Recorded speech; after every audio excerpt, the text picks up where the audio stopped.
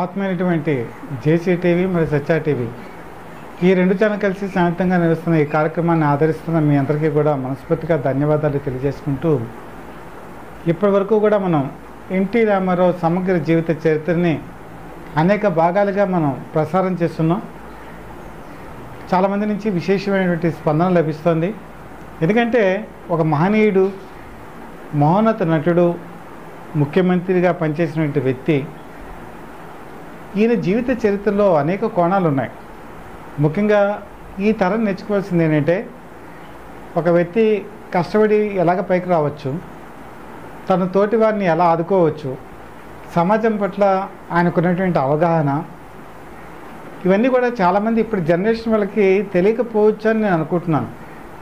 కాబట్టి అనేక గ్రంథాలు కానీ పుస్తకాలు కానీ అలాగే ఆయనతో సన్నిహితంగా ఉన్నటువంటి వ్యక్తుల ద్వారా కానీ సినిమా ఇండస్ట్రీలో ఉన్నటువంటి స్నేహితుల ద్వారా కానీ అనేక రకాలుగా సమాచారాన్ని క్రోడీకరించి నిర్ధారణ చేసుకున్న తర్వాత అనేక రకాలైనటువంటి విషయాల్ని మీ ముందు ఉంచడం జరుగుతోంది. సత్య టీవీ ఈ విషయంలో చాలా కృషి చేసింది. ముఖ్యంగా ఏదైనా ఒక మహనీయుడు గురించి చెప్పేటప్పుడు ఆ సమాచారం యూట్యూబ్లో కానీ లైవ్ ప్రసారాల ద్వారా కానీ ప్రజలకు వెళ్ళిన తర్వాత అది అనేక తరాల పాటు నిక్షిప్తమై ఉంటుంది. అది బయటికి రావాలి, అందరికీ తెలియాలనేటువంటి ఉద్దేశంతో ఈరోజు అనేక పరిశోధనలతో కూడినటువంటి ఫ్యాక్ట్స్, నిజాలన్నీ కూడా మీ ముందు ఉంచడం జరుగుతోంది. కాబట్టి మీరు కూడా మా ఛానల్ని సబ్స్క్రైబ్ చేసుకొని సపోర్ట్ మీరు చేసి, అలాగే మీ మిత్రులకి, బంధువులకి మీకు నచ్చినట్టయితే షేర్ చేయండి. అలాగే మీ సపోర్ట్ మాకు అందజేయండి.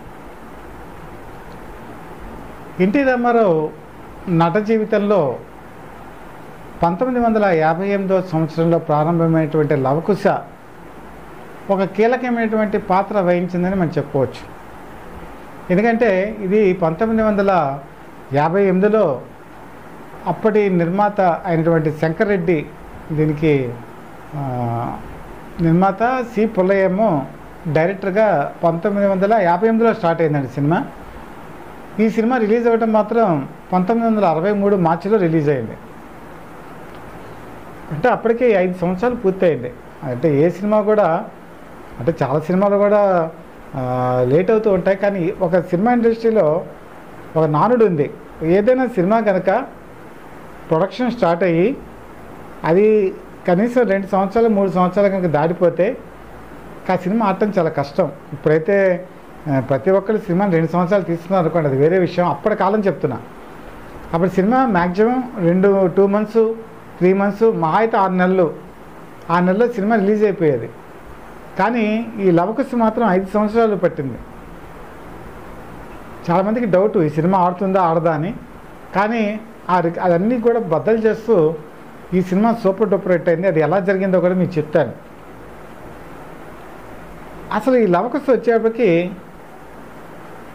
ఫస్ట్ ఈ సినిమాని తీద్దాం అనుకున్నది విజయవాహిని ప్రొడక్షన్స్.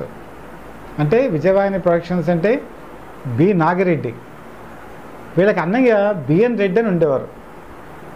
బిఎన్ రెడ్డి మంచి డైరెక్టరు.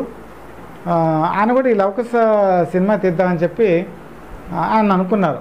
అదే వాళ్ళ తమ్ముడితో చెప్పారు. సరే బి నాగిరెడ్డి కూడా ఓకే చెప్పేశారు. ఓకే చెప్పిన తర్వాత వాళ్ళిద్దరూ కలిసి ఆ సినిమా దాని మీద బడ్జెట్ ఎంత అవుతుంది ఏంటని మాట్లాడుకుంటున్నప్పుడు చక్రపాణి నాగిరెడ్డికి అత్యంత సన్నిహితుడు ఆయన. ఈ ఇద్దరు అందములు మాట్లాడుకున్న మాటలు విని మౌనంగా ఉండి తర్వాత నాగిరెడ్డిని పక్కకి తీసుకెళ్ళి, నాగిరెడ్డి నీకు బుద్ధి ఉందా లేదా, లవకుశ సినిమా తీస్తా అంటావేంటి, ఈ సినిమా బడ్జెట్ చాలా ఎంత అవుతుంది అనుకుంటున్నావు, చాలా ఎక్కువ అవుతుంది, ఇలాంటి ప్రయోగాలు ఏం అక్కర్లేదు, ఏవో చిన్న సినిమాలు తీసుకుంటే చాలు అని చెప్పి ఆయన నిరుత్సాహపరిచాడు. ఓ పక్కేమో అన్నయ్యతో ఆల్రెడీ కమిట్ అయిపోయాడు. సరే ఏం చేద్దాం అని చెప్పి బిఎన్ రెడ్డిని ఏం చేశారంటే అన్నయ్యతో చెప్పాడు అన్నమాట, తమ్ముడు నాగిరెడ్డి, అన్నయ్య ఓ పని చేద్దాం, ఈ సినిమా మనం ఇంకా స్క్రిప్ట్ అది రెడీ అవ్వాలి, నేను తయారు చేయిస్తాను, ఈ లోపల మీరు ఇంకో సినిమా తీయండి చిన్న బడ్జెట్లో అని చెప్పి ఒక సినిమా ప్రారంభించారు. ఆ సినిమా పేరే రంగుల రాట్నం. ఆ సినిమా స్టూడియోలో రన్ అవుతోంది. మధ్యలో వచ్చి తమ్ముడిని అడుగుతున్నాడు, ఇక్కడే నేను వాల్మీకి ఆశ్రమం కడతాను, ఇక్కడ సరస్సుకి గొయ్యి తప్పిస్తాను, ఇలాగే ఆయనకి మభ్య పెడుతూ వచ్చాడు ఆయన. సినిమా రంగుల సగం అయ్యేటప్పటికి బిఎన్ రెడ్డి గారికి అర్థమైన విషయం ఏంటంటే ఇక లవకుశ సినిమా నాగిరెడ్డి తీయరని అర్థమైపోయింది. దాంతో ఆయన ఇంకా రంగులట్నం మీద కాన్సన్ట్రేషన్ పెట్టారు. రంగులట్నం పూర్తి చేశారు. రంగులట్నం రిలీజ్ అయింది, బ్రహ్మాండంగా సక్సెస్ అయింది. సో ఈ సమయంలో ఈ స్క్రిప్ట్ని ఎవరు తీద్దాం అనుకున్నటువంటి సమయంలో శంకర్ రెడ్డి అని ఒక ప్రొడ్యూసర్ ఉన్నారు. ఆయన ఏం చేశారంటే ఈ లవకుశ సినిమాని నేను తీస్తానని చెప్పి ఈ విజయవాడ దగ్గర నుంచి ఆ స్క్రిప్ట్ని వాళ్ళు తీసుకున్నారు. సినిమా అంటే స్క్రిప్ట్ డబ్బులు పే చేసే తీస్తారనుకోండి, ఎంత డబ్బులో ఇచ్చారు, తీసుకున్నారు. తీసుకున్న తర్వాత ఎన్టీ రామారావు, అంజలీదేవి వీళ్ళిద్దరినీ పెట్టి రాముడి కింద సీత కింద ఈ సినిమాని స్టార్ట్ చేశారు 1958లో. ఈ సినిమాలో సీత కింద అంజలీదేవి నటిస్తూ ఉంటే చాలామంది విమర్శించారు. ఎందుకంటే అంజలీదేవి కీలుగుర్రం అనే సినిమాల్లో రాక్షస్ కింద నటించింది. ఆవిడ రాక్షస్ అంటే నిజమైన రాక్షసేనండి. మీరు కీలుగుర్రం సినిమా చూస్తే విలన్ క్యారెక్టర్ ఆవిడే. తర్వాత ప్రారంభంలో అంజలీదేవి వ్యాంప్ క్యారెక్టర్స్ వేశారు. కాబట్టి అలాంటి వ్యక్తిని తీసుకొచ్చి సీత అనేటప్పటికీ మహాసాధ్వి, ఆ క్యారెక్టర్కి వెండి పెట్టడం ఏంటి, ఈ సినిమా ఆడదు అని చెప్పేసి అందరూ కూడా ఒక ముద్ర వేశారు. అది మొట్టమొదటి నెగటివ్ టాక్. తర్వాత ఇంకొక ముఖ్యమైన విషయం ఏంటంటే ఈ సినిమా బడ్జెట్ చాలా ఎక్కువ. అది మొట్టమొదటి మనం అనుకున్నాం కదా, చక్రపాణి గారు ఎస్టిమేషన్ ఇస్తుంది కరెక్ట్. సినిమా తీయాలంటే బడ్జెట్ చాలా ఎక్కువ. ఆ టైంలో శంకర్ రెడ్డి ఏం చేశారంటే అప్పట్లో బ్లాక్ అండ్ వైట్ సినిమాలు అయితే తక్కువ ధరలో తీసేయచ్చు, కానీ ముంబైలో గేవా కలర్ అని ఒక ప్రాసెసింగ్ ల్యాబ్ చేసే ఒకే ఒక ల్యాబ్ ఉంది, గేవా కలర్ ప్రాసెసింగ్ సెంటర్ అనమాట. ఈ గేవా కలర్తో ఆ సినిమా తీశారు. అంటే మీకు అనేక రకాలైన కలర్ చాలా థిక్నెస్గా కనిపిస్తుంది. మొట్టమొదటి వచ్చింది గేవా కలరు, తర్వాత ఈస్టమన్ కలరు. ఇప్పుడు మామూలుగా కలర్ వచ్చింది అనుకోండి, అప్పట్లో గేవా కలరు, తర్వాత ఈస్టమన్ కలరు. గేవా కలర్లో మొట్టమొదటిగా ఇండియాలో రిలీజ్ అయినటువంటి తెలుగు చిత్రం ఏంటంటే లవకుశ. తర్వాత ఇంకా గేవా కలర్లో పెద్ద సినిమాలు రాలేదులేండి, నాకు తెలిసి రహస్యం అనే సినిమా వచ్చిందేమో. ఈ గేవా కలర్ చాలా కాస్ట్లీ అప్పట్లో. ఈ కలర్ సినిమా తీయడం మొదలుపెట్టారు. అదొక బడ్జెట్ ఎక్కువ అవడానికి అది ప్రధానమైన కారణం.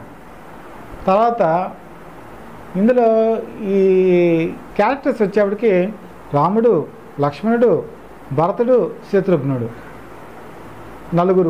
నలుగురిలో ఎవరిని ఎంపిక చేద్దామని నిర్ణయినప్పుడు ఆల్రెడీ రాముడి కింద ఎన్టీ రామారావు సెలెక్ట్ అయిపోయారు. లక్ష్మణుడి కింద ఎవరినో పెడదామని అనుకున్నారు, ఆర్నాథ్నో ఎవరో ఒకరిని పెడదామని అనుకున్నారు. కానీ ఆ కాంతారావుకి మాత్రం ఈ సినిమాలో ఎలాగైనా నటించాలి అని కోరుకుంది. దాంతో ఆయన ఏం చేశారంటే వెళ్ళి శంకర్ రెడ్డిని అడిగారు. శంకర్ రెడ్డి అడిగితే అప్పటికి కాంతారావు పరిస్థితి ఎలాగుందంటే కాంతారావుకి అంతకుముందే జాండీస్ వచ్చి తగ్గింది, మనిషి సన్నగా అయిపోయాడు, ఆయన మొహం అంతా పిక్కుపోయి ఉంది, పైగా ఆయనకి సైనస్ ప్రాబ్లం కూడా ఉంది.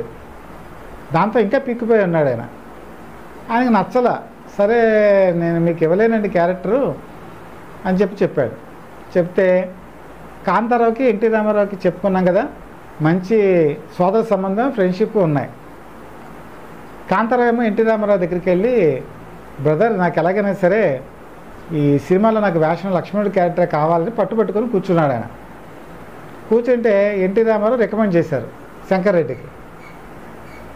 శంకర్రెడ్డి కోపం వచ్చింది కాంతారావు మీద. నేను చెప్పాను కదా, నా దగ్గరికి వచ్చావు, నేను నీ పరిస్థితి ఇలాగ ఉందని చెప్పాను, నువ్వేమో ఎన్టీ రామారావు దగ్గర నుంచి రికమెండేషన్ తీసుకొచ్చావు, సర్లే చూద్దాంలేని అయిష్టంగా ఒప్పుకున్నాడు. కానీ ఇంకా కన్ఫర్మ్ చేయలే. ఈ సమయంలో ఆయన ఏం చేశారంటే, తనకు హోమియో డాక్టర్ ఉన్నాడు చెన్నైలో, రవీంద్రనాథ్ అని, ఆయన దగ్గరికి వెళ్ళాడు. వెళ్ళి కానీ నాకు ఇలాగా సన్నపడిపోయాను, మరి ఏం చేయాలంటే ఆయన ఏం చెప్పాడంటే కాంతారావుతో, ఇక్కడ చెన్నైలో ఉంటే లాభం లేదు, నువ్వు ఎక్కడికైనా వెళ్ళు కొంతకాలం పాటు, స్థల మార్పిడి అనేది ఉండాలి, గాలి మార్పు అనేది ఉండాలి. తర్వాత నువ్వు ఉన్నన్ని రోజులు కూడా రోజు నువ్వు బీరు తాగు, నీకు పుష్టిగా బుద్ధిగా తయారవుతావని చెప్పాడు. అందులో వాస్తవం ఎంత ఉందో లేదో నాకు తెలియదు, కానీ ఆయన మాటలు మాత్రం బాగా నమ్మాడు ఈయన కాంతారావు. సరే ఎక్కడికైనా వెళ్దాము అని చెప్పి అనుకున్న సమయంలో కన్నడలో ఒక సినిమాలో అవకాశం వచ్చింది. దానికి ఆయన ఏం చెప్పాడంటే, మీరు నాకు రెమ్యునరేషన్ ఇవ్వక్కల్లా, నేను ఫ్రీగా యాక్ట్ చేస్తాను, నాకు బెంగళూరులో ఒక మంచి లాడ్జీ ఇప్పించండి, అలాగే నాకు రోజు రాత్రి ఒక బీర్ ఇప్పించండి, భోజనం పెట్టించండి చాలు అన్నాడు. సరే వాళ్ళు కూడా ఒప్పుకున్నారు. ఈయన బెంగళూరు వెళ్ళాడు. బెంగళూరులో ఒక హోటల్లో ఉన్నాడు. ఈయన హోటల్లో ఉండేటప్పటికి ఆ సినిమాలో రాజ్ కుమార్ నటిస్తున్నారు. రాజ్ కుమార్ ఫస్ట్ చూశాడు ఈయన్ని, చూసి ఏంటింత సన్నగా అయిపోయాడు ఈయన, తెలుసు కాంతారావు తెలుసు, ఎందుకంటే చెన్నైలో వాళ్ళిద్దరు మంచి ఫ్రెండ్సే. ఆ తర్వాత ఆయన కన్నడం వెళ్ళిపోయాడు అనుకోండి, బెంగళూరులో ఉన్నాడు ఆయన. ఏంటి సన్నబడిపోయాడు ఏంటనే అన్న తర్వాత రోజు ఈయన షూటింగ్కి వెళ్ళటం, 3 పూట్ల తినటం, రాత్రిపూట బీరు తాగటం, ఇలా చేస్తూ ఉండేటప్పటికీ ఒక 4 రోజులు అయ్యేటప్పటికీ మంచి దారుఢ్యం అది వచ్చింది, మంచి పుష్టిగా తయారయ్యాడైనా. రాజ్ కుమార్ కూడా ఆశ్చర్యపోయాడు, చాలా బాగా తయారయ్యారు మీరు, బాగుంది ఇప్పుడు అని చెప్పాడు. అప్పటికేటండి ఆయన లాడ్జీలో ఉన్నటువంటి ఆయన బెడ్ కింద మొత్తం అంతా కూడా బీర్ సీసాలతో నిండిపోయిందట, అన్ని బీర్లు తాగేశాడు ఆయన. సరే ఆయనకి వెళ్ళడానికి మరి రెమ్యునరేషన్ లేదు కదా, డబ్బులు లేవు ట్రైన్కి, అందుకని ఈ బీర్ సీసాలన్నీ అమ్మి వచ్చిన డబ్బులను చేసుకొని ఆ ట్రైన్కి ఆయన వచ్చేసాడు చెన్నై. అది ఇంత కథ ఉందండి, ఆ పుష్టిగా తయారవడానికి ఇంత కష్టపడ్డాడు కాంతారావు. మళ్ళీ వెళ్ళి శంకర్రెడ్డిని కలిసాట, ప్రొడ్యూసర్ని కలిస్తే అప్పుడు ఆయన మంచి మార్పు వచ్చింది, బాగానే ఉందని, అప్పుడు లక్ష్మణుడి క్యారెక్టర్కి కాంతారావుని తీసుకోవడం జరిగింది. ఆ విధంగా కాంతారావు లవకుశ సినిమాలో ఎంట్రీ ఇవ్వడం జరిగింది. అందులో మీరు ఆ లవకుశ సినిమా కనుక చూస్తే, ఏ నిమిషానికి ఏమి జరుగునో ఎవరు ఊహించదరని ఒక పాట ఉంది. అంటే సీతని అడవుల్లోకి దింపేటప్పుడు లక్ష్మణుడికి తెలిసే విషయం, అడవిలో దించేస్తున్నాను, పైగా ఆవిడ గర్భవతి, ఆ బాధతో పాడతాడనమాట. అంటే బ్యాక్గ్రౌండ్ సాంగ్ వస్తుంది, ఏ నిమిషానికి ఏమి జరుగునా అని. చాలా మంచి పాట అండి అది. కాంతారావు నటన కూడా చాలా బాగుంటుంది ఆ సినిమాలో.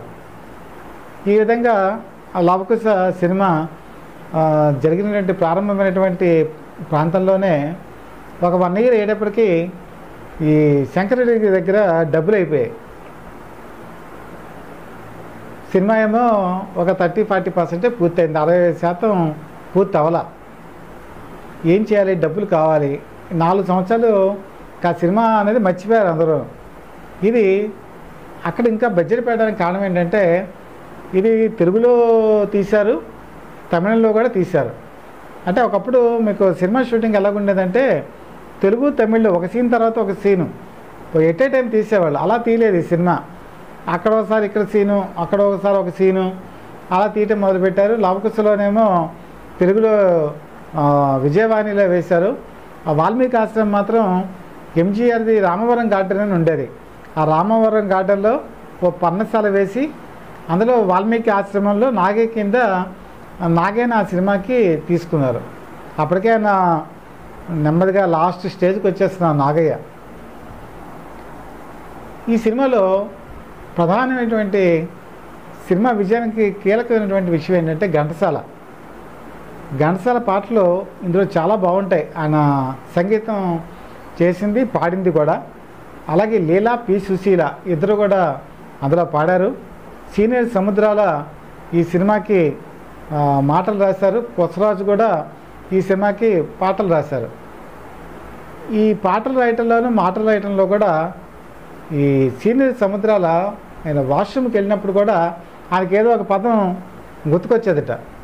గుర్తుకొస్తే అది మర్చిపోతారని ఒక బొగ్గు ముఖం ఎప్పుడు పెట్టుకునేవాళ్ళు, అలా గోడ మీద రాసేవాళ్ళట ఆ పదాన్ని, లేదా ఎప్పుడైనా ఉన్నప్పుడు కాగితం మీద రాసుకునేవాళ్ళట. వెళ్ళి ఆ డైలాగుల్లో ఆ పదాలని పెట్టి ఆ పదాన్ని ఇవన్నీ తీసుకొచ్చారు. అంటే వాళ్ళు ఈ సినిమా స్క్రిప్ట్కి పడినటువంటి కష్టం గురించి మీకు చెప్తున్నా. ఆ విధంగా సీనియర్ సముద్రాల, ఘంటసాల వీళ్ళందరూ కూడా చాలా వెనకాల చాలా కీలకమైనటువంటి పాత్ర వహించారు. ఇందులో పి సుశీల, లీల పాడేటువంటి రామకథ యూనిటీ అని ఒక పాట ఉంది. ఈ పాటకి రిహార్సల్స్ చేసినప్పుడు ఎంతకీ ఓకే అవ్వలేదట. లీలకు విసుకొచ్చేసింది పాడి పాడి.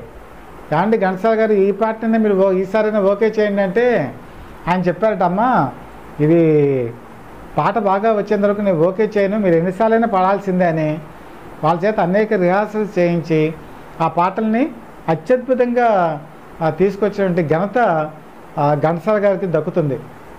అంత కష్టపడ్డారండి ఆ సినిమాలో. సరే, నేను చెప్పాను కదా 4 సంవత్సరాల పాటు ఈ సినిమా ఆగిపోయింది. అందుకే మీరు ఈ సినిమాలో కనుక చూసుకుంటే లవకుశలు ఇద్దరు కూడా ఒకసారి చిన్నగా పొట్టిగా ఉంటారు, ఒకసారి పొడుగ్గా ఉంటారు.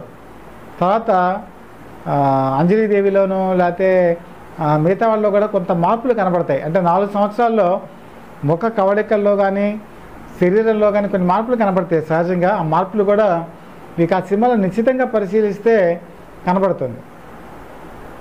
ఈ లవకుశ ఇలా కష్టాలు పడుతున్నప్పుడు అప్పుడు సుందర్లాల్ నాథా ఎంటర్ అయ్యారు. సుందర్లాల్ నాథా అంటే ఇప్పుడు జయప్రదకి మావగారు, అంటే వాళ్ళ హస్బెండ్ శ్రీకాంత్ నాథాకి తండ్రి.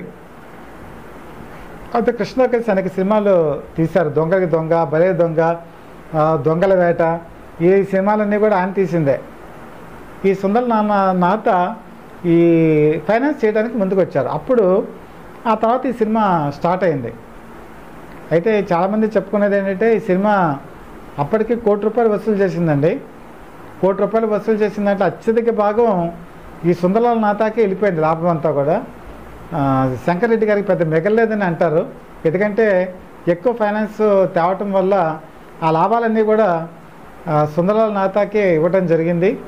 అప్పట్లో ₹1 కోటి అండి. 1963లో ₹1 కోటి అంటే అప్పటికి జనాభా 41 కోట్లు మన భారతదేశ జనాభా. అప్పట్లో నేల ఖరీదు 25 పైసలు, బెంచి 50 పైసలు, కుర్చీ 75 పైసలు, రిజర్వ్డ్ అనేది ఉండేది. ఆ రిజర్వ్డ్ అనేది పైన ఉండేదన్నమాట, అది రూపాయి.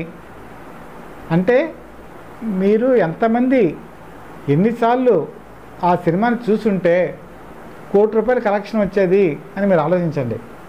ఈ సినిమాకి బళ్ళు కట్టుకొని పల్లెటూళ్ళ నుంచి బళ్ళు కట్టుకొని పొద్దున పూటే వచ్చి వంట వార్పు అక్కడే చేసుకొని భోజనం చేసి మార్నింగ్ షో చూసి మ్యాట్నీ చూసి మళ్ళీ వాళ్ళు బళ్ళు కట్టుకొని పల్లెటూళ్ళకి వెళ్ళేవాళ్ళట. అంటే ఒక్కసారి కనుక పల్లెటూళ్ళ నుంచి కనుక వస్తే మార్నింగ్ షో చూసేవాళ్ళు, మ్యాట్నీ చూసేవాళ్ళు. అలాగే మ్యాట్నీ చూడటానికి వచ్చేవాళ్ళు మ్యాట్నీ చూసేవాళ్ళు, ఫస్ట్ షో చూసేవాళ్ళు. అంత గొప్పగా సినిమాని ఆదరించబట్టి ఆ సినిమా పట్ల ₹1 కోటి కలెక్షన్ చేసింది. ఇప్పుడు చాలామంది చెప్తారు బాహుబలి 1000 కోట్లు వచ్చింది, 2000 కోట్లు వచ్చింది, RRR ఎంత వచ్చిందని. కానీ నా ఉద్దేశంలో ఆ రోజు ఉన్నటువంటి పరిస్థితి బట్టి ఎన్టీ రామారావు కలెక్ట్ చేసినటువంటి సినిమా లవకుశ ఎప్పటికీ కూడా చెక్కు చెదరింది. నాకు తెలిసి ఇప్పుడు ఆ కలెక్షన్స్ కనుక చూసుకుంటే 1000 కోట్లో 2000 కోట్లో అయి ఉంటాయి. అంత కలెక్షన్లు చేసిందండి ఆ సినిమా. అప్పుడే కాదండి, 63లోనే కాదు, మళ్ళీ ఈ సినిమాని మళ్ళీ 72లో రిలీజ్ చేశారు. 72లో రిలీజ్ చేస్తే ఈ సినిమా నార్త్ ఇండియాలో కూడా ఆడిందండి. అంటే మన సౌత్ మలయాళంలో ఆడింది, తమిళంలో ఆడింది, కన్నడంలో ఆడింది, పంజాబీలో ఆడింది, నార్త్ ఇండియాలో బీహారు, మధ్యప్రదేశ్ ఇలాంటి చోట్ల ఆడి మళ్ళీ ₹1 కోటి కలెక్షన్ తీసుకొచ్చింది. అంటే మొత్తం దీని కలెక్షన్ ₹2 కోట్ల అనమాట. దీన్ని బట్టి మీరు ఆలోచించండి. ఈవెన్ పంజాబ్లో పాకిస్తాన్ బార్డర్కి దగ్గరగా ఉన్నటువంటి సినిమా హాల్స్లో కూడా ఈ లవకుశ సినిమా అత్యద్భుతంగా ఆడింది. ఎన్టీ రామారావు అంటే రాముడు అని చెప్పేసి నిరూపించినటువంటి చిత్రం ఈ లవకుశ. అలాగే ఘంటసాల గారు కూడా, ఈ సుందరలాల్ నాథ వీళ్ళందరూ కూడా జీవితాంతం కూడా ప్రతిరోజు కూడా ప్రతి సంవత్సరం పుట్టినరోజున పట్టుబట్టలు, అలాగే పల్లెల్లో హారతి, తాలుపాకులు, కొంత డబ్బు పెట్టి ఘంటసాల గారికి పంపించేవాట. ఎందుకంటే ఘంటసాల గారు అంత గొప్ప సంగీతాన్ని లవకుశకి ఇచ్చారని చెప్పేసి అభిమానం అన్నమాట. ఈ విధంగా లవకుశ ఎన్టీ రామారావుకి ఒక మైలురాయి, ఒక మరపురానటువంటి విజయాన్ని అందించింది. అప్పటి వరకు కూడా అంజలిదేవి అంటే చాలామందికి, నేను చెప్పాను కదా, ఆవిడ అంతకుముందు వ్యాంప్ క్యారెక్టర్ వేసింది, ఆవిడ సీత కింద పనికొస్తుందా అని చెప్పేసి ఆలోచించిన వాళ్ళంతా కూడా ఎన్టీ రామారావుని, తర్వాత అంజలిదేవిని, ఈ సినిమాలో వేసినటువంటి హనుమంతుడిని, లక్ష్మణుడిని, భరత శత్రుఘ్నుని, వీళ్ళు ఫోటోలు ఒకే ఫ్రేమ్లో కనపడతాయండి మీకు ఈ సినిమా చూస్తే. ఆ ఫోటోలు తీసుకొని చాలామంది వాళ్ళ పూజ గదుల్లో ఈ ఫోటో పెట్టుకొని పూజించేటువంటి సందర్భాలు ఇప్పటికీ కూడా కొంతమందిలో, ఈ పూజా మందిరాల్లో ఈ ఫోటో ఉందండి. దీన్ని బట్టి మీరు ఆలోచించండి ఈ సినిమా ఎంత గొప్పగా ఆదరించారో. అలాగే ఎన్టీ రామారావు ఈ షూటింగ్, ఈ సినిమా రిలీజ్ అయిన తర్వాత అంజలిదేవి ఇద్దరు కూడా వాళ్ళు ఈ సినిమా ప్రమోషన్కి వెళ్ళినప్పుడు చాలామంది ఎన్టీ రామారావుని, అంజలిదేవిని పిలిచేవాళ్ళట. మా పొలంలోకి రండి, మా పొలంలోకి అడుగు పెట్టండి అని చెప్పి పొలంలోకి అడుగు పెడితే వాళ్ళ కాళ్ళకి నీళ్లు పోసి కడిగి, మా నేల ధన్యమైంది, మా పంట పొలాలు ధన్యమయ్యాయి, మీరు రాముడు, మీరు సీత అని కాళ్ళకి దండాలు పెట్టేవాళ్ళట. ఇది నిజమండి. అంటే ఎన్టీ రామారావు గారిని అంత నిజమైన రాముడి కింద అభిమానించేవాళ్ళు ఆనాటి ప్రేక్షకులు. అంటే మీరు నమ్ముతారా? అంత అభిమానం ఉండబట్టే ఆయన ఆంధ్రప్రదేశ్లో ఇప్పటికీ కూడా ఒక రాముడన్నా, ఒక కృష్ణుడన్నా ఆయనే కనపడతారు కళ్ళకి. అంత బ్రహ్మాండంగా నటించారు. ఆయన ఎక్కడ కూడా మీకు మొహంలో చికాకు కానీ, లేకపోతే మొహంలో ఇది కానీ ఎక్కడా కనపడదు. ఎందుకంటే ఈ విషయం ఎందుకు చెప్తున్నానంటే, గేవా కలరు ఈ సినిమా తీసేటప్పుడు ఈ గేవా కలర్ లైటింగ్ పట్టడానికి ఆర్క్ లైట్స్ ఉపయోగిస్తారు. ఇప్పుడు కూలింగ్ లైట్స్ వచ్చేసాయి. ఈ ఆర్క్ లైట్స్ ఎలా ఉంటాయంటేనండి, చాలా వేడి. ఇప్పుడు యువతరానికి తెలియదు, నేటి వాళ్ళకి తెలియదు. అప్పట్లో సినిమా షూటింగ్లో ఈ లైట్లు వేస్తే బొగ్గుమని మండిపోయేది చర్మం. అంత హీట్ అనమాట, హీట్ జనరేట్ అవుతుంది. ఆ హీట్లో, ఆ మేకప్లో కిరీటం అది పెట్టుకొని రోజుకి 5-6 క్లోజప్ షాట్స్ తీసేవాట ఎన్టీ రామారావు మీద. అంటే ఫేస్కి కెమెరా క్లోజప్లోకి వస్తుంది, మొహం అంతా బొగ్గుని మండిపోతుంది. అలాంటి సందర్భంలో కూడా ఎన్టీ రామారావు ఆ వేడిని భరిస్తూ, ఆ ఆర్క్ లైట్స్ని, ఆ వేడిని భరిస్తూ ఆ సినిమా షూటింగ్లో పాల్గొన్నారు. అంత సహనం ఉండేదండి ఎన్టీ రామారావుకి. ఇది కూడా మీరు ప్రేక్షకులు గుర్తుంచుకోవాలి. అంత కష్టపడి నటించారు కాబట్టి ఆ మహనీయుడు అలాగయ్యాడు ఆయన. అయితే ఈ సినిమా మొత్తం అంతా కూడా కంప్లీట్ అయిపోయింది. కంప్లీట్ అయిపోయి రషెస్ చూసుకున్నారు. రషెస్ చూసుకుంటే సినిమా అంతా కూడా చాలా సీరియస్గా వెళ్తుంటే ప్రొడ్యూసర్కి అనుమానం వచ్చింది. ఇంత సీరియస్గా అయితే ఈ సినిమా ఎవరు చూస్తారు, మళ్ళీ ఆడదేమో అని భయం వచ్చింది. భయం వచ్చి మరి ఏం చేయాలి అని కామెడీ పెట్టాలి. కామెడీ పెట్టాలంటే అప్పట్లో కామెడీ చేయగలిగిన పెద్ద నటుడు ఎవరంటే రేలంగి, గిరిజ, వీళ్ళిద్దరు కాంబినేషను. సరే ప్రొడ్యూసర్ ఏం చేశారంటే రేలంగి, గిరిజ దగ్గరికి, అప్పటికే డబ్బులు అయిపోయాయి దగ్గర, రూపాయి కూడా లేదు. రెమ్యునరేషన్ ఇవ్వడానికి కూడా అందరికీ ఇచ్చారు రెమ్యునరేషన్. వెళ్ళి రేలంగితో చెప్పారు, ఏమంటే ఒక పాట పెడితే బాగుంటుంది, సినిమా అంతా సీరియస్గా ఉంది అని అంటే, అప్పుడు రేలంగి చెప్పారట, రేపు రాత్రి నాకు టైం ఉంది, రేపు రాత్రి 2 గంటలకి నేను గిరిజ వస్తాం, మీరు పాట పెట్టుకోండి, మేము చేసేసి వెళ్ళిపోతామని చెప్పారట. మరి పాట అప్పటికి రెడీ అవ్వాలా. వెంటనే కొసరాజు చేత ఆ పాటని ఇమీడియట్గా రాయించి, వల్లనోయి మామ ఈ వేళకైనా పాట ఉంది ఆ సినిమాలో, ఆ పాటని ఇమీడియట్గా రాయించి రాత్రి 2 గంటలకు వచ్చారటండి. ఆ షూటింగ్లన్నీ కంప్లీట్ చేసుకొని రేలంగి, గిరిజ ఇద్దరు వచ్చారు. వాళ్ళిద్దరూ ఆ రోజుల్లో వాళ్ళు హిట్ పేరు అనమాట. వాళ్ళ కామెడీ కనుక ఉంటే సినిమా సక్సెస్. వాళ్ళిద్దరూ కలిసి ఆ పాట రాత్రల్లా పూర్తి చేశారు. గిరిజ అయితే పాపం నిద్రమత్తు, ఆ నిద్రమత్తులోనే వచ్చి ఆవిడ చేసిందిట. చేస్తే ఈయనకి ఇవ్వడానికి డబ్బులు ఏమి లేవు, అయినా సరే అప్పు చేసి ఒక 2,000 రూపాయలు తీసుకెళ్ళి ఇచ్చాడు ఆయన. ఇస్తే రేలంగి తీసుకోవాలా, వద్దండి ఈ డబ్బులు నాకు వద్దు, మీరు గిరిజకి ఇవ్వండి అని చెప్పాట. సరే గిరిజ ఎందుట, ఏమండి మీరు ఇప్పటికే కష్టాల్లో ఉన్నారు, వద్దులేండి డబ్బు మేము తీసుకోమని చెప్పి అలా డబ్బులు తీసుకోకుండా ఆ పాటను చేయడం జరిగింది. ఆ తర్వాత మీకు ఆ సినిమాలో కనుక ఇప్పటికీ చూస్తే ఆ పాట మీకు ఎలా కనిపిస్తుంది అంటే రిలాక్సేషన్ అనిపిస్తుంది.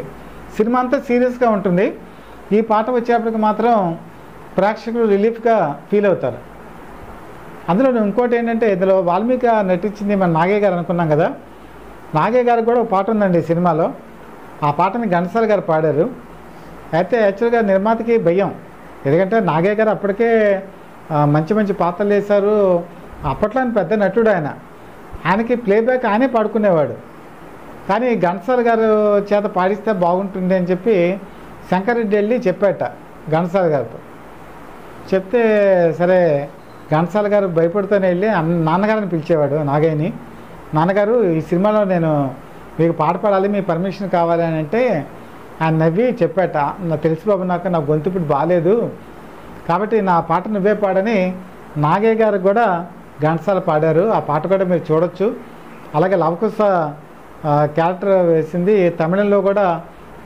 లవకుశలో ఒక అమ్మాయి చిన్న పాప వేసింది. ఆ తర్వాత ఆ అమ్మాయి 4 సంవత్సరాల గ్యాప్ అయ్యేటప్పటికి పెద్దదైంది. అందుకనే మీకు జంక చర్మం కప్పి మీకు తమిళంలో ఈసారి మెయిన్ క్యారెక్టర్స్ అన్నీ కూడా తెలుగు తమిళ్లో ఒకళ్ళే ఉంటారు. రామారావు, తర్వాత అంజలీదేవి, వీళ్ళందరూ ఉంటారు. కొంచెం చిన్న క్యారెక్టర్లు మాత్రం మీకు తమిళ్లో మార్చారు. అదే చెప్పానండి ఆ సంఘటన. ఆ సినిమా అంత బాగా రావడానికి వాళ్ళంతా రేలంగిను గిరిజ కూడా తోడ్పడ్డారు ఆ సినిమాకి. సినిమా రిలీజ్ అయిన తర్వాత మనం చెప్పుకున్నాం కదా, 1963లో అది ఒక ప్రపంచనం, 1972లో కూడా ఒక ప్రపంచనం. ఈ సినిమా అప్పటికే తర్వాత కాలంలో ఎన్నిసార్లు రిలీజ్ అయినా కూడా అది అత్యధికమైనటువంటి కలెక్షన్స్ తీసుకొచ్చినటువంటి చిత్రం. లవకుశ విపరీతమైనటువంటి లాభాలు తీసుకొచ్చిందండి. ఆ విధంగా ఎన్టీ రామారావు ఈ రాముడు క్యారెక్టర్లో సజీవంగా నిలిచినటువంటి సినిమా. తర్వాత దీన్ని శ్రీరామరాజ్యం కింద వాళ్ళ అబ్బాయి బాలకృష్ణ కూడా బాపు డైరెక్షన్లో తీశారు, కానీ అంత ఇదిలో సక్సెస్ అవ్వలేదు. అలాగే ఎన్టీ రామారావు భక్తిరస చిత్రాల్లో ఈ లవకుశ ఎంత ప్రాధాన్యమైందో, ఈయన పాండురంగ మాత్యం అనే ఒక సినిమా తీశారు ఎన్ఐటి బ్యానర్లో. ఈ పాండురంగ మాత్యం కూడా మనం చెప్పుకున్నాం పూర్తిగా భక్తిరస ప్రధానమైనటువంటి సినిమా. ఈ సినిమాకి కమలాకర కామేశ్వరరావు డైరెక్షను. అప్పటి వరకు కూడా అంటే లవకుశకి ముందు వచ్చిందండి, 1957లో వచ్చింది ఇది పాండురంగ మాత్యం. 1958లో లవకుశ స్టార్ట్ అయింది, 63లో రిలీజ్ అయింది. అంతవరకు ఏంటంటే విప్రనారాయణ ఇలాంటి సినిమాల్లో అక్కినేని నాగేశ్వరరావు వీళ్ళు భక్తి పాత్రలు వేశారు, కానీ ఎన్టీ రామారావుకి భక్తి పాత్రలు వేసిన సినిమా మొట్టమొదటి సినిమా పాండురంగ మాత్యం. ఈ సినిమా స్టార్ట్ అయ్యేటప్పటికి అందరికీ అనుమానం, ఎన్టీ రామారావు జానపద హీరోగా పనికొస్తాడు, సాయంకాలంలో పనికొస్తాడు, లేకపోతే పౌరాణికాల్లో పనికొస్తాడు, రాముడు కృష్ణుడు పనికొస్తాడు, కానీ ఒక భక్తి పాత్రలో ఇతను నటించగలడా అని ఒక డౌటు. తర్వాత ఈ సినిమాలో ఈ పాటల పుస్తకం ఒకటి రిలీజ్ అయ్యేది. బహుశా ఇప్పుడు ప్రేక్షకులకి ఎవరికి కూడా పాటల పుస్తకం అంటే తెలియదు, దాని గురించి కూడా మీకు చెప్తాను. అప్పట్లోనండి ఇది 1972 వరకు కూడా ఈ అలవాటు ఉండేది. సినిమా హాల్లో అప్పుడు ఇలాగ మల్టీప్లెక్స్ లేవు, మామూలుగా సినిమా హాల్స్ ఉండేవి. సినిమా హాల్స్కి ముందు టీ షాప్ ఒకటి, పల్లీలు అమ్ముకునే వాళ్ళు ఒకటి, జామకాయలు అమ్ముకునే వాళ్ళు ఒకటి బళ్ళ మీద ఉండే. తర్వాత చిన్న చిన్న షాపులు ఉండేవి. ఆ షాపుల్లో కిరాణా షాపుల్లో జీళ్ళు, తర్వాత కొన్ని స్వీట్స్ ఉండేవి, చాక్లెట్లు, బిస్కెట్లు, బ్రిటానియా బిస్కెట్లు అని ఉండేవి, బ్రిటానియా బిస్కెట్లు ఇలాంటివన్నీ అమ్ముతూ ఉండేవాళ్ళు. వాళ్ళు ఏం చేసేవాళ్ళంటే ఒక తాడు కట్టి ఆ తాడు మీద ఈ పాటల పుస్తకాలు పెట్టి అమ్మేవాళ్ళు. అంటే ఫర్ ఎగ్జాంపుల్ పాండురంగ మాత్యం సినిమా ఆడుతుంది అనుకోండి, ఆ పాండురంగ మాత్యానికి సంబంధించిన పాటల పుస్తకాలు వేలాడదీసేవాళ్ళు. సినిమా టికెట్టు నేను చెప్పాను కదా, పావలా, ₹10, 75 పైసలు, రూపాయి ఇలా ఉంటే ఈ పాటల పుస్తకం 10 పైసల కింద ఉండేది. ఈ పాటల పుస్తకంలో ఆ సినిమాకి సంబంధించినటువంటి స్టోరీ కొద్దిగా రాసేవాళ్ళు. అందులో పాటలు అన్నీ కూడా ఉండేవి. ఆ పాట అంతా కూడా పూర్తిగా రాసి ఆ పాట పాడిన వాళ్ళ పేరు కూడా అందులో ఉండేది. చివరిలో ఏంటంటే ఆ సినిమా ప్రొడక్షన్స్కి సంబంధించింది రాబోయే సినిమాలన్నీ కూడా ఆ వెనకాల ప్రింట్ చేసేవాళ్ళు. ఈ పాండురంగ మాత్యం ఈ పాటల పుస్తకంలో వాళ్ళ వెనకాల ఒక రాశారు హెచ్చరిక ఏం రాశారంటే, ఈ సినిమా చూసి ఎవరైనా భక్తిభావంతో భజనలు హాల్లో చేయకూడదు అని చెప్పిన మురారి అని ఒక జయకృష్ణ ముకుంద మురారి అని ఒక పాట ఉందండి. ఈ పాట జనగా ఏ పాటైనా మీకు ఇప్పుడు సినిమాల్లో ఏ పాటైనా 3 నిమిషాలే లేకపోతే 5 నిమిషాలు 6 నిమిషాలు ఉంటే దాన్ని డబుల్ రికార్డ్ అనేవాళ్ళు. అంటే 3 నిమిషాలకి 3 నిమిషాలు 6 నిమిషాలు కదా, డబుల్ రికార్డ్ పాట అనేవాళ్ళు. కానీ ఈ సినిమాలో జయకృష్ణ ముకుంద మురారి అనే పాట 15 నిమిషాల పాటు ఉంటుందండి. ఇది అప్పట్లో ఇండస్ట్రీలో టాక్ అన్నమాట. 15 నిమిషాలు ఉండటం ఒక అరుదైనటువంటి రికార్డు. ఈ పాట సినిమాలో జరుగుతున్నప్పుడు చాలామంది ఎన్టీ రామారావు నటన చూసి వాళ్ళందరూ కూడా భజనలోకి వెళ్ళిపోయి భక్తిభావంతో భక్తి పారవస్యంతో సినిమా థియేటర్లో ఆనంద పారవస్యంతో లీనమైపోయేవాళ్ళట. అంటే ఒక దురదృష్టకరమైన సంఘటన కూడా ఏంటంటే, విజయవాడలో ఒక ముసలావిడ, ఆవిడ పేరు చెప్తే బాగుండదు, ఆవిడ ఆ సినిమాకి వెళ్ళి ఈ కృష్ణ ముకుంద మురారి పాటకి ఆ పాట ఆధ్యాత్మిక భావంలోకి వెళ్ళి తన్మయత్వంతో ఉన్నప్పుడు హార్ట్ అటాక్ వచ్చి చనిపోయారటండి థియేటర్లోనే. అంటే ఆ భక్తిభావం ఎలా ఉంటుందో మీకు చెప్తున్నాను. అంత ప్రభావితం చేసినటువంటి పాత్ర ఈ పాట అన్నమాట. ఈ నటన చాలా అద్భుతంగా ఉంటుంది. తర్వాత తల్లిదండ్రుల మీద కూడా ఒక పాట ఉంటుంది, అమ్మ నేను చూడాలని లేదన్న పాట ఏదో ఉంది. ఆ పాట కూడా చాలా అద్భుతంగా ఎన్టీ రామారావు నటన చూసి అందరూ కళ్ళమ్మట నీళ్లు పెట్టుకున్నటువంటి సంఘటన ఈ పాండురంగ మహత్యంలోనే ఉంటుంది. అద్భుతమైన నటన అండి ఎన్టీ రామారావు. ఈ సినిమాలో తన నటన విశ్వరూపాన్ని చూపించాడు ఆయన. ఇందులో కృష్ణుడి క్యారెక్టర్ ఉంటుంది. ఇందులో చిన్ని కృష్ణుడి కింద నటించింది విజయనిర్మల, సూపర్ స్టార్ కృష్ణ సతీమణి ఈవిడ అంతకుముందు చిన్న చిన్న బాలనటిగా ఉన్నప్పుడు ఈ సినిమాలో శ్రీకృష్ణుడి కింద ఎన్టీ రామారావు చేసుకున్నారు. విజయనిర్మలకు కూడా మేకప్ ఆయనే వేసేవారట. నుదుట సింధూరం, కళ్ళకి కాటుక, ఇవన్నీ కూడా ఆయనే మేకప్ వేసేవాళ్ళట. ఓ రోజు ఈ సినిమా షూటింగ్ జరుగుతుంటే ఈ విజయనిర్మల కృష్ణుడి క్యారెక్టర్లో ఉన్నారు కదా, చాలామంది చూడటానికి వచ్చారట షూటింగ్ని. ఈవిడ భయంతోనో లేకపోతే అంతమంది ఉన్నారనో ఏదితోనో ఆవిడ వాంతి చేసుకొని కళ్ళు తిరిగి పడిపోతే వెంటనే ఎన్టీ రామారావు వెళ్ళి అక్కడ ఉన్నదంతా కూడా శుభ్రం చేశారు. చూడండి ఎంత గొప్ప మనిషో, ఆయన కృష్ణుడి కిందే భావించారు. ఆయన అంతా శుభ్రం చేసి పళ్ళరసాన్ని తెప్పించి పట్టి అక్కడ ఉన్న వాళ్ళందరినీ బయటికి పంపించి తర్వాత ఏం చేశారంటే, ఎవరు కూడా షూటింగ్ స్పాట్లో ఎవరు కూడా ఉండకూడదు అని చెప్పి ఆయన ఏం చేశారంటే, ఆ తర్వాత విజయనిర్మల నటించినటువంటి ఆ మిగతా సీన్స్లో ఎక్కడో కూడా జనాలు లేకుండా కేవలం అక్కడ ఉన్నటువంటి సిబ్బందితోనే ఆయన ఆ సినిమాని తీయడం జరిగింది. ఆ విధంగా విజయనిర్మల పాండురంగ మహత్యంలో ఇప్పటికీ ఆవిడ తర్వాత కూడా చెప్పుకునేవాళ్ళు, ఎన్టీ రామారావు గారు నేను కలిసి నటించినటువంటి ఆ చిత్రం ఎప్పుడు కూడా మరపురాని చిత్రం అని చెప్పేసి. ఈ సినిమాకి రెహమాన్ ఇంతకు నేను చెప్పుకున్నా కదా, కెమెరామెన్ చాలా అత్యద్భుతంగా తీస్తారండి. అందులో కృష్ణుడు ప్రత్యక్షం అవటం, తర్వాత పాండురంగ ఈయనగా భక్తుడి కింద ఈయన ఉండటం.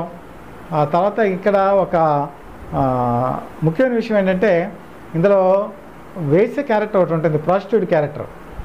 ఆ క్యారెక్టర్కి ఎవరిని పెట్టాలని చెప్పి సమస్య వస్తే కాండాల నుంచి ఒక అమ్మాయిని తీసుకొస్తే అమ్మాయి కొంచెం నల్లగా ఉన్నా కూడా ఎన్టీ రామారావుకి నచ్చింది. ఎందుకంటే తెలుగు ఇండస్ట్రీలో అప్పటికి షార్టేజ్ ఉంది. సరే వెంటనే ఒప్పుకున్నారన్న ఆవిడ కూడా మొట్టమొదటి ఒప్పుకోలేదు. ఈయన ఒప్పుకున్నారు కానీ ఆవిడ ఒప్పుకోలే. అప్పుడు చెప్పారట, పాండురంగ మహత్యంలో ఆ పాత్రకు ఉన్నటువంటి ప్రాముఖ్యత ఏంటి, ఆ విశిష్టత ఏంటి అని చెప్పిన తర్వాత ఎన్టీ రామారావు లాంటి వ్యక్తి చెప్పిన తర్వాత ఆవిడ కూడా ఏం చేశారంటే ఒప్పుకున్నారట. ఆవిడెవరో కాదు, బి సరోజాదేవి. బి సరోజాదేవి ఆ సినిమాలో ఆ క్యారెక్టర్ చేశారంటే మొట్టమొదటిగా బి సరోజాదేవిని కన్నడ నుంచి తీసుకొచ్చి ఎంకరేజ్ చేసినటువంటి వ్యక్తి ఎన్టీ రామారావు. పాండరంగ మహత్యం రిలీజ్ అయిందండి. రిలీజ్ అయిన తర్వాత ఈ సినిమా సూపర్ డూపర్ హిట్ అయింది. యాక్చువల్గా ఇది తమిళనాడులో హరిదాస్ అనేటువంటి ఒక సినిమా చూసి ఇన్స్పిరేషన్ పొంది ఈయన ఈ సినిమా తీశారు. అప్పటికి 75 వారాలు ఆడింది హరిదాస్ అనే సినిమా తమిళంలో కూడా పాండరంగ మహత్యం 75 వారాల పాటు ఆడి ఒక సంచలనమైనటువంటి రికార్డు సృష్టించింది. పాండరంగ మహత్యం ఎన్ఐటి బ్యానర్కి విపరీతమైనటువంటి డబ్బులను తీసుకొచ్చింది. అంతకుముందు రాజసింహ మంచి లాభాలు తీసుకొచ్చింది. రాజసింహ కన్నా కూడా 3 రెట్లు 4 రెట్లు ఈ పాండరంగ మహత్యం సినిమా రిలీజ్ అయ్యి అత్యద్భుతంగా చేసింది, రికార్డు సృష్టించింది. అప్పుడు ఇండస్ట్రీకి అర్థమైంది ఎన్టీ రామారావు ఒక భక్తి రస సినిమాల్లో కూడా బ్రహ్మాండంగా నటించగలడు అని చెప్పేసి ఆ పాండరంగ మహత్యం నిరూపించింది. తర్వాత నేను చెప్పినటువంటి ఈ లవకుశ రిలీజ్ అయింది. లవకుశ కూడా రాముడి కింద ఎంత రికార్డు సృష్టించిందో నేను చెప్పాను. ఇక్కడ మీకు ఈ భాగాన్ని ముగించబోయే మీద ఒక విషయం చెప్పాలి. శంకరెడ్డి అని మనం చెప్పుకున్నాం కదా. ఈ శంకరెడ్డి అనే ఆయన ఈ లవకుశ సినిమా తీసిన తర్వాత మళ్ళీ అక్కినే నాగేశ్వరరావు రహస్యం అనే ఒక సినిమా తీశారు. అది కూడా గేవా కలరేనండి. బి సరోజాదేవి అందులో. ఆ సినిమా పెద్దగా ఆడలేదు. ఆడకపోయినప్పుడు ఏం చేశారంటే మళ్ళీ ఎన్టీ రామారావుతోనే సతీ సావిత్రి అని చెప్పేసి సినిమా తీశారు. ఈ సతీ సావిత్రి అనే సినిమా యమధర్మరాజు కింద ఎన్టీ రామారావు నటించారండి. మొట్టమొదటిసారిగా పూర్తిగా ఫుల్‌ఫ్లెడ్జ్డ్‌గా యమధర్మరాజు సినిమాలో నటించారు. ఇది ఎలాగొచ్చిందంటే ఉమ్మడి కుటుంబం అనే సినిమాలో ఒక అంతర్నాటకం ఉంటుంది. అంతర్నాటకంలో యమధర్మరాజు కిందేమో ఎన్టీ రామారావు, సావిత్రి కిందేమో వాణిశ్రీ నటించారు. ఈ అంతర్నాటకమే మళ్ళీ ఫుల్‌ఫ్లెడ్జ్డ్ సినిమాగా సతీ సావిత్రి అని వచ్చింది. అందులో కృష్ణరాజు కూడా నటించారండి. ఇది కూడా కలర్ సినిమా అని అప్పట్లో కలర్లోనే తీశారు. కానీ దురదృష్టవశాత్తు ఈ సినిమా అంత పెద్దగా ఆడలేదు. దాంతో ఇంకా తర్వాత శంకరెడ్డి అన్న ఆయన సినిమాకి దూరం అయ్యారు. అంటే ఈ సినిమాలో చాలామంది డౌట్ వస్తుంది శంకరెడ్డి గారు ఏమయ్యారు తర్వాత అని. ఆ విధంగా శంకరెడ్డి గారు ఇంకా తర్వాత సినిమా ప్రొడక్షన్లోకి రాలేదు. ఆయన తీసినటువంటి సినిమాల్లో మాత్రం లవకుశ మాత్రం ఎప్పటికీ కూడా ఎవర్ సినిమా. కాబట్టి ఈ ఎపిసోడ్లో మనం తెలుసుకున్న విషయం ఏంటంటేనండి, ఎన్టీ రామారావు తిరుగులేని నటుడు. ఆయనకి ఎదురులేదు, తిరుగులేదు.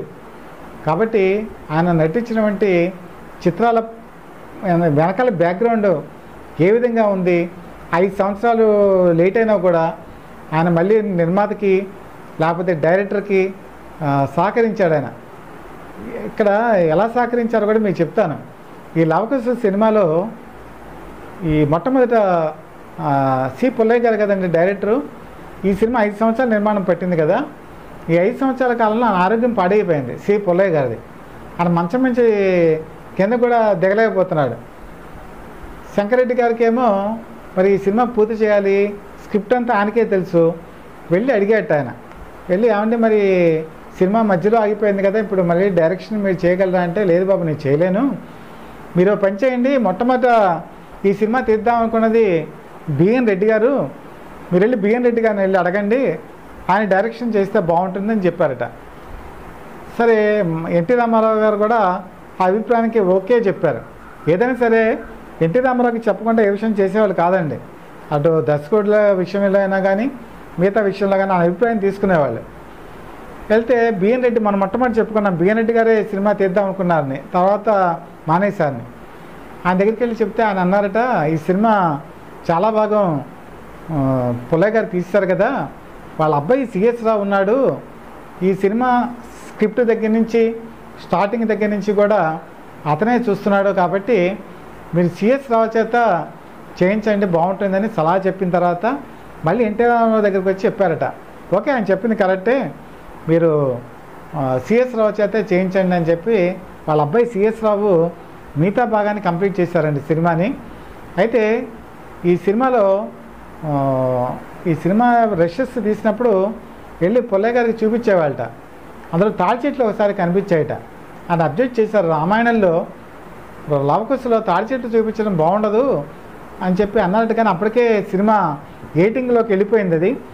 ఇప్పటికి కూడా మీకు సినిమా చూస్తే తాడి చెట్లు కనపడతాయి. తాడి చెట్లు కనపడితే తప్పేం కాదు, కానీ దర్శకుడికి అంత నచ్చల, తాడి చెట్లు చూపించడం అంత నచ్చలేదు.